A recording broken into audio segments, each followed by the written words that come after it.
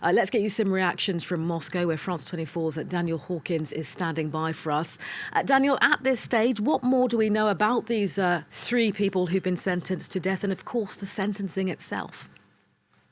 Well, this will be an absolutely devastating piece of news for the families of these men, of course, Aidan Aisling, Sean Pinner, and Moroccan national Sadun Brahim. As you say, they were captured back in April by Russian forces and pro-Russian forces in the east of Ukraine and put on trial in the Donetsk Republic, breakaway republic of Ukraine, charged with very serious crimes, mercenary activities and committing actions designed at seizing power and overthrowing constitutional order. Now, we understand the men admitted part of their guilt. They admitted some of the charges against them, namely training to commit terrorist activities, likely a plea bargain of some sort to get some leniency from the court, which just hasn't happened.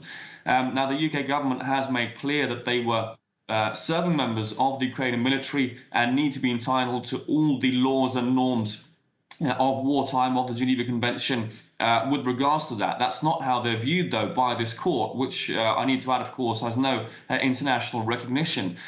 We understand lawyers have said all three intend to appeal their decision. They have around a month to do so. So though the verdict has been put in place at this stage, they do have several weeks to appeal. We understand all three will do that.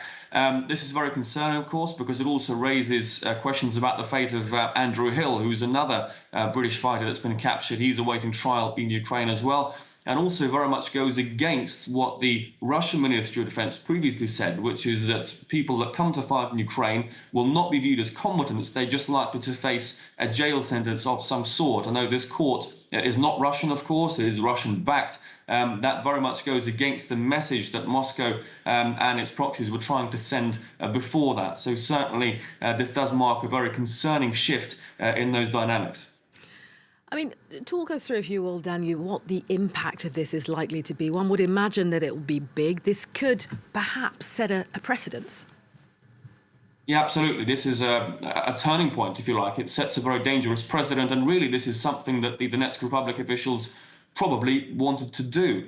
It effectively says foreign fighters who come to Ukraine to fight on Kiev's side in whatever form, as fighters in the army, as volunteers, as paramilitaries, regardless of their status, they face the risk of death, not only on the battlefield, but also if captured. And that's going to really alter battlefield dynamics, because fighters are going to say, okay, what is the point of me surrendering if this is the sort of treatment I can potentially expect? That is a total turning point. Very sadly, these men are also likely to become political pawns between the Donetsk officials, Moscow, and the West, the British government.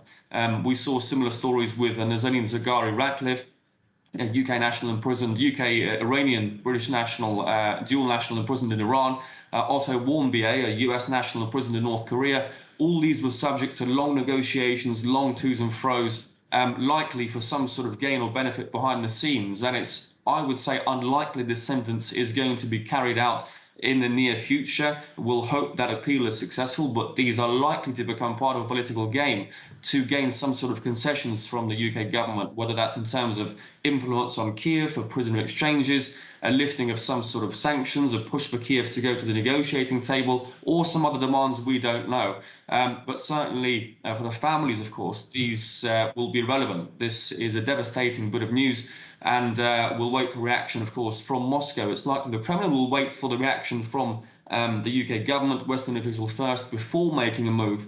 And of course, people will be hoping there is some sort of clemency, some sort of leniency to at least commute this sentence to a prison sentence, as opposed to, of course, this terrible sentence that's been set by the court today. All right, Daniel Hawkins, keeping us up to date from Moscow. Thank you.